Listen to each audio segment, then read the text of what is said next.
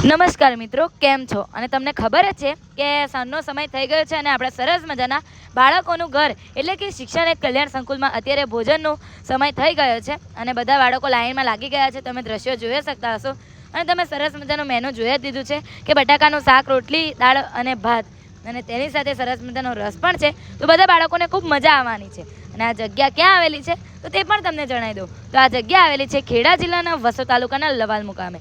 અને તમારે પણ અહીં આવવું હોય તો તમે અહીં આવી શકો છો અને યોગદાન પણ કરી શકો છો. યોગદાન આપવા માટે અને ભોજન માટેનો નંબર આપેલો છે આપણા સ્ક્રીન ઉપર, તો તમે એનામાં તરત યોગદાન આપી શકો છો.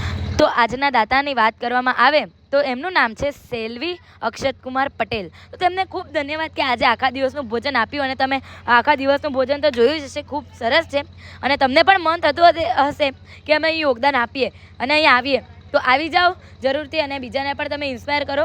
અને યોગદાન આપવા માટેનો નંબર છે 70 96 48 66 80. તેની સાથે તમે જોઈ શકતા હશો અમારા બધા બાળકો જમવા બેસી ગયા છે અને અમારી બધી દીકરીઓ પણ બેસી ગઈ છે.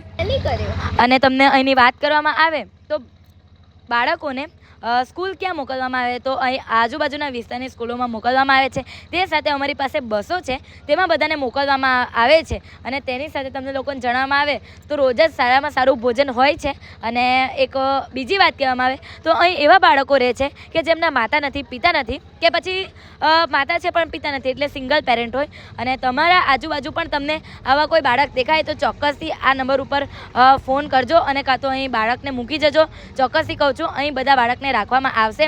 અને તમે અહીંના બિલ્ડિંગના પણ દ્રશ્યો બતાવી દઉં કે ખૂબ સરસ મજાની બિલ્ડિંગ છે, આપણા વૃદ્ધાશ્રમ જેવું સેમ ટુ સેમ કલર અને પેટર્ન છે. અને તેની સાથે અમારા દીકરાઓ પણ બેસી જ ગયા છે. તો આજના માટે તો તમને બસ આટલી જ વાત કહું છું અને વિનંતી કરું છું કે ઘણા બધા દાતાઓને પણ લાવજો. તમે પણ ચોક્કસથી આવજો અને શેર કરજો. Thank you so much.